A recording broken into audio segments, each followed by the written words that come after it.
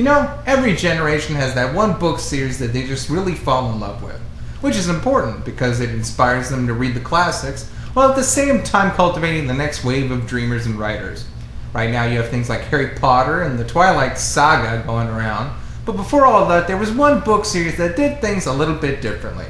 I'm of course talking about Goosebumps. Man, I used to love Goosebumps books, but I used to call them by the more accurate term novellas, which is a way of saying a short novel. Adds that much needed splash of class when dealing with smug teachers and overreacting parents. They're not books, they're novellas, you Philistine. And just like Harry Potter, the craze was out of control. They were toys, clothes, candy, board games, video games, TV shows, and books based on the TV shows which were based on the books. Even now there's been a sort of Goosebumps revival. There's a new miniseries that was released last year, a Wii video game, comic book adaptations, and possibly a Goosebumps movie coming out soon. The author R.L. Stine has been dubbed the Stephen King of children's literature, which is pretty good, but now I compare him more to Roger Corman in the sheer volume and quality range of his work.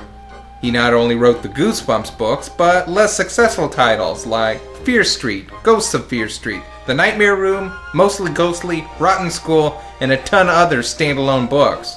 They've been idolized, criticized, demonized, and satirized. That's sort of where the similarities end. While Harry Potter's indeed a saga with a story arc, subtext, and symbolism, Goosebumps was pretty much just scary stories.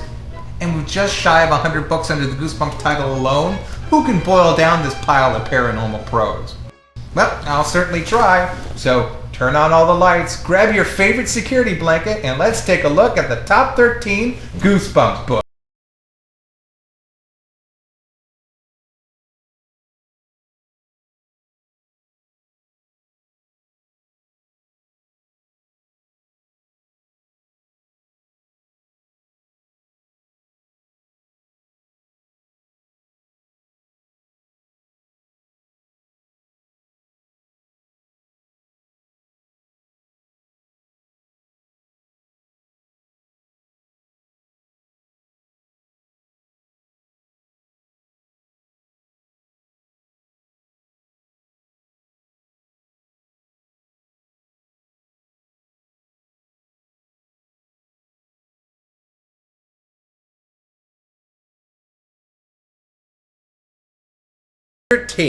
I Live in Your Basement.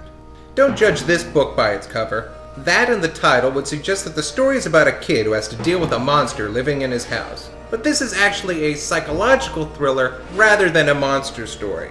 A kid named Marco gets hit in the head while playing baseball, after which he starts to receive strange messages from someone named Keith who claims to live in his basement, on his computer, notebooks, and phone. But when he tries to show the messages to someone else, they always disappear. The computer goes off, the ink on the paper disappears, and Marco is left not knowing whether he's being stalked or if there's something seriously wrong with him mentally, as stranger and stranger things start to happen.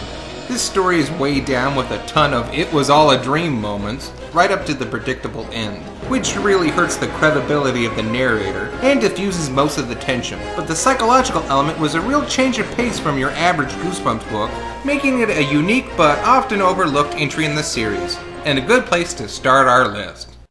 Number 12. Kukukaka Doom. Again, no iconic monster in this one, unless you count the freaky bird thing on the cover, which I never really imagined the bird in the story looking like that.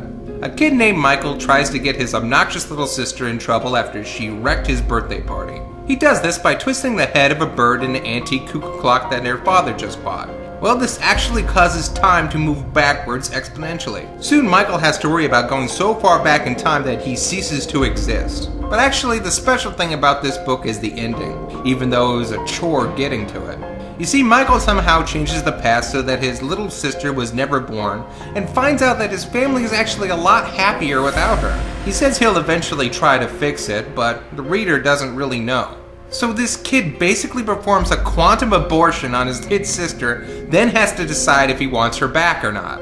As an 8 or 9-year-old, you know the right choice is to bring her back. But as I've aged, the situation brings up a lot of interesting questions. Can we really judge the impact of a person's existence? Would the kid's sister grow up to be a good person or continue this trend onward? Somehow I don't think this book was meant to be this thought-provoking, but there you go. Number 11. Werewolf Skin. From time to time, Goosebumps has tried to reimagine classic creatures.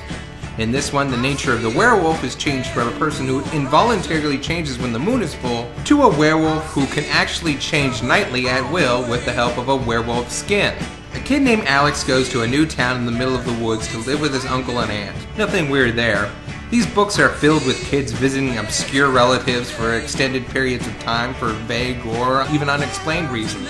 Then he finds out his aunt and uncle are werewolves when they sneak out into an abandoned house, use werewolf skins to transform, and start terrorizing the backwoods.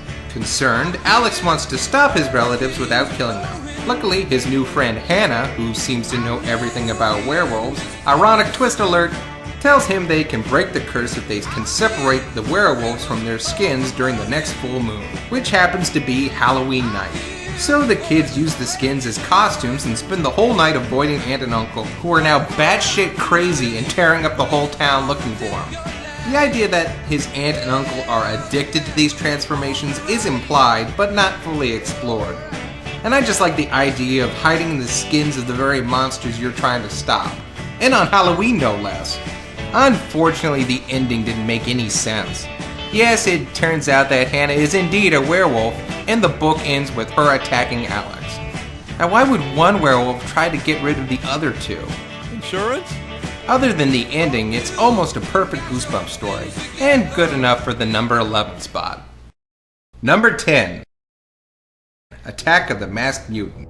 Over the years, my mindset towards supernatural creatures in fiction has shifted a bit. I see them more as supervillains now. They basically have strengths and weaknesses like comic book characters. I mean, you can kill a werewolf with a silver bullet like you can kill Superman with a chunk of kryptonite. Speaking of the DC universe, if you have a weapon made of nth metal, that's capital N lowercase th, you can beat up almost any supernatural enemy, even ghosts. Plus, you have the rise of heroes like Constantine, Hellboy, and the Goon, who ritualistically fight demons like it was the morning commute. This book, however, was the inverse of that notion. I'll spare you the details, but basically a boy named Skipper, man, his parents must have really hated him, is being stalked by his favorite comic book supervillain, the Masked Mutant, who has a high-tech invisible fortress and the ability to shapeshift. Like the kid in the book, we can develop admiration towards our favorite supervillains. But honestly, how scary would it be to have a supervillain actually try to hunt you down and murder you? This was the Masked Mutant's only book, but it did spawn a PC game by the same title, and probably one of the better Goosebumps TV shows, guest starring Adam West in a small role. That's it. I'm out of here. So I always consider the Masked Mutant an identifiable character in the Goosebumps universe. Excelsior! Number 9. The Cry of the Cat. Remember that year 2000 craze, where everything was 2000 for a while? Well, so was Goosebumps. At the time I was really getting burnt out on Goosebumps, and the start of a new series that was obviously a cheap marketing ploy would have been the perfect excuse to stop reading. Luckily, there was just enough interest in me to keep reading a few more. It says it's 2,000 times scarier right on the back, and how could I resist the high-tech wizardry of a slightly raised cover? And is it just me, or is R.L. Stein's name giving anyone else a seizure?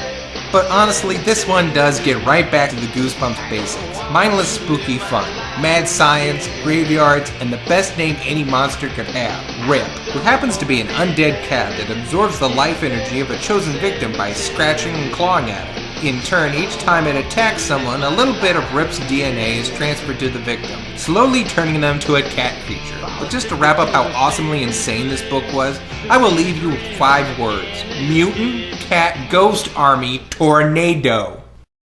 Number 8. Curse of the Creeping Coffin. This is actually from the Give Yourself Goosebumps, the sister series which was modeled after the Choose Your Own Adventure series, and the only one on this list. To tell you the truth, I never did like these books.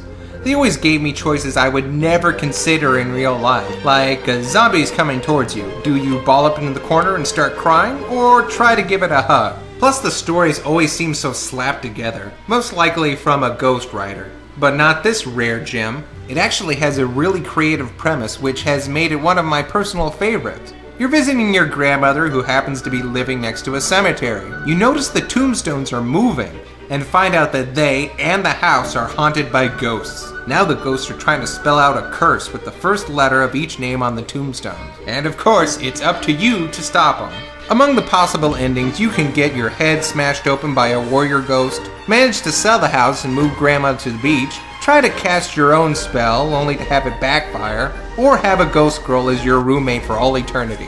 By the way, don't read this book on Friday. One of the outcomes depends on whether or not it's Friday, and if it is, you die trapped in a coffin over the long weekend. If it isn't Friday, your odds of survival go from 15% to 17%. I can't believe I found a cheat for a book. Of course, all these numbers depend if you consider the Ghost Girl outcome a happy ending. Number 7. Night of the Living Dummy.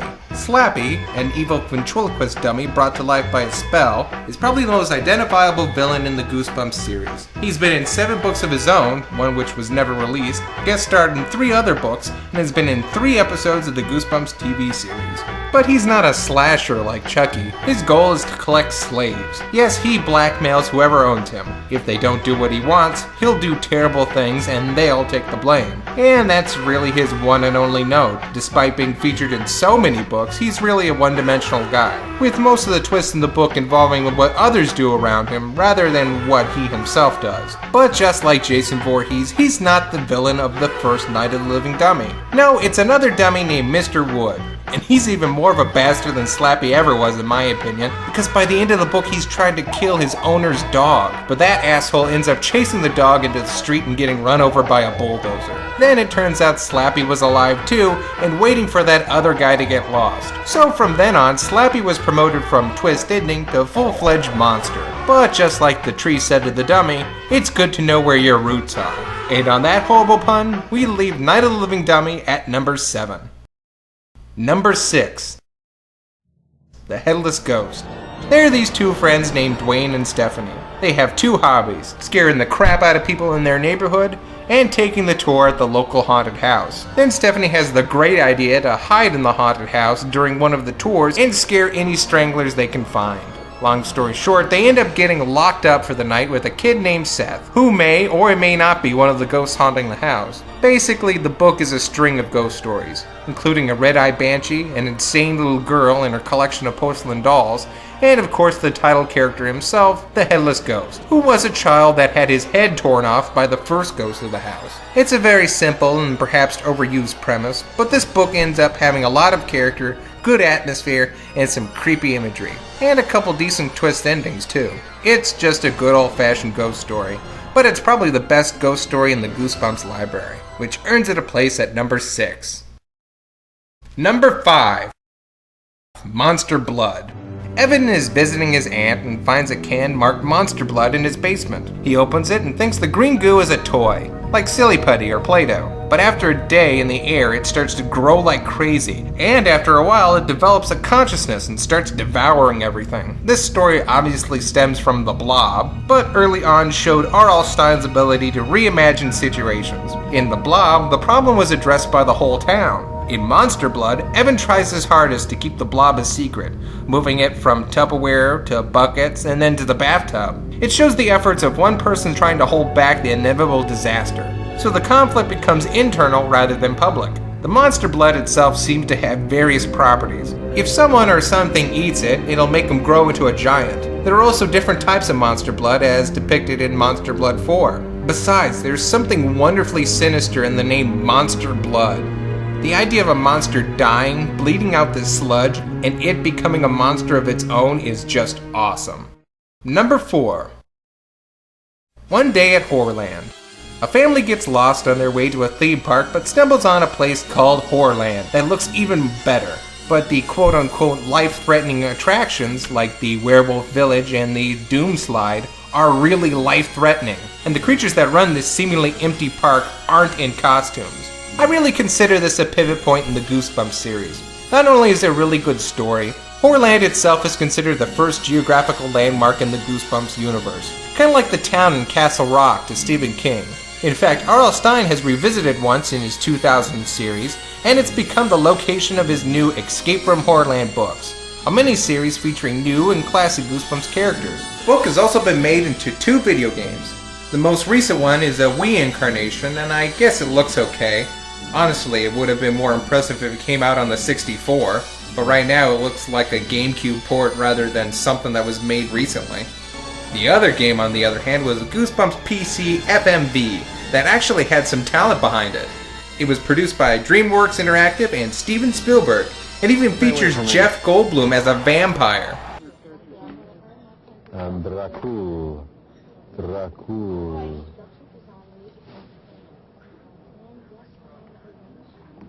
This was also the introduction of the Horrors. No, not what you're thinking about. A race of green creatures with horns that deflate like balloons when you pinch them.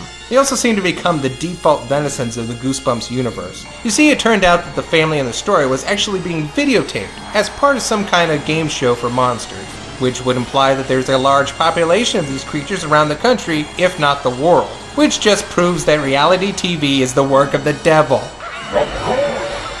I also like how the parents were actually involved with the story rather than just skeptics that ignored their children. So for being one of the defining books in the series, One Day at HorrorLand gets an extended stay at number 4. Number 3. The Girl Who Cried Monster. Short and sweet, a girl named Lucy finds out that her librarian, Mr. Mortman, is a monster after seeing him transforming and eating flies, turtles, and eels whole. The problem is that no one believes her because she's a big fat liar. Now Mortman wants to keep his secret safe by eating her. The big twist in the end is that Lucy and her family are monsters themselves. In fact, they are higher up in the monster food chain, and the book ends with Lucy's parents eating Mortman, and Lucy explaining that the reason she couldn't fight off Mortman is because her fangs won't come in until puberty. TMI, my friends. This is probably the most infamous ending in Goosebumps history, but people always seem to miss the subtext of the story. Namely, when Lucy is in her book club, the domineering Mortman, the monster of the story, insults her for reading popcorn horror rather than classic literature. This was the 8th book in the original series, and at the time the parent and educator shitfit was already starting up, basically criticizing the series for being too violent and or frivolous to be any real value to children, even though the same parents and teachers had to later on admit that Goosebumps books were probably the gateway drug to more reading. This may have been Stein's subtle way of saying to his naysayers that you're all a bunch of self-righteous bottom feeders and you need to be eaten while children laugh at you. Number 2. How I Learned to Fly. This is probably the most unique in the book series because there is no villain or element of the macabre in it. The only thing extraordinary in the book is a recipe and ingredient for dough that will give whoever ingests it the ability to fly. The story is about a kid named Jake, who is in a constant competition with another kid named Wilson to impress a girl named Mai. Jack finds the recipe and plans to use his new ability to finally outdo Wilson, but it's soon discovered that Wilson has snuck into his house and ate some of the dough himself. Now, the two most unique people in the world, the pair are often pressured in exhibitions of their ability, until Jack fakes losing his powers to fly. In the end, Wilson is now being hounded by paparazzi, leaving Jack more time to spend with Maya, and to enjoy his powers of flight just for the sheer joy. It's a very unique way of exploring real-life themes such as desire for affection, the pressures to succeed, and the negative effects of celebrity life. And as such, it's the only Goosebumps book that I would actually recommend for older readers. And the number 1 Goosebumps is... The Haunted Mask. Oh, how could this not be number 1? It's got it all. A sympathetic main character, a great monster, fantastic setting, and all on Halloween night. It's the story of Carly Beth, a timid soul that is always being tortured by her classmates and little brother. Then one day before Halloween, she goes in the back room of a costume shop and finds a row of the most hideous and frightful masks she's ever seen. The shopkeeper won't sell her one, so she steals one and leaves some money. So I guess it's actually buying without permission. On Halloween night, she scares the crap out of everyone she meets. And I mean, she goes apeshit, starts mouthing off to parents. She even attacks her best friend. Scary part is she's actually having the time of her life. But then she realizes the mask won't come off and is actually becoming a part of her own skin. She then finds out from the shop owner that the mask is really evil, and that all of her sinister behavior is actually the mask and her becoming one creature. The one thing that is addressed but never fully explained is the origin of the masks. Apparently the shopkeeper makes magical human masks to cover up some sort of deformity he has. At one point, he even threatens to show Carly Beth what he really looks like. But as he wears each mask, it slowly changes from a human face to one of the monster faces. We are unaware if the deformity of the mask is a type of decay from the magic he uses on them, or somehow his own personal evil is being absorbed by the masks. It's a story within the story that I've always wondered about. Beth eventually removes the mask after finding her symbol of love, which is a bust of herself her mother made out of ceramic. It may sound sappy, but this story also touches on the classic notion of inner evil, being sorry to get what you really ask for, and of course, finding out who you really want to be. And for all that and more, it's earned its place at number 1. And that was the top 13 Goosebumps books. Man, it was nice to see these things again. Well, better get them back to the shed. What the?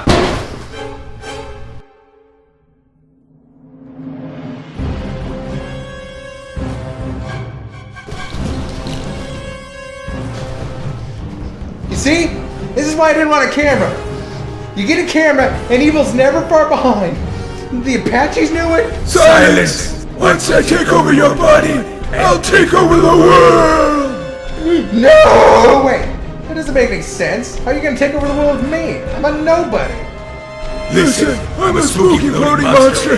That's all you need to know.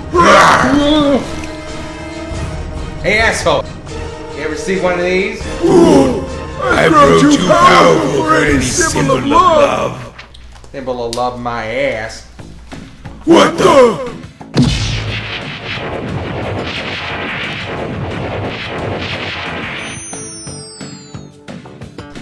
Yeah.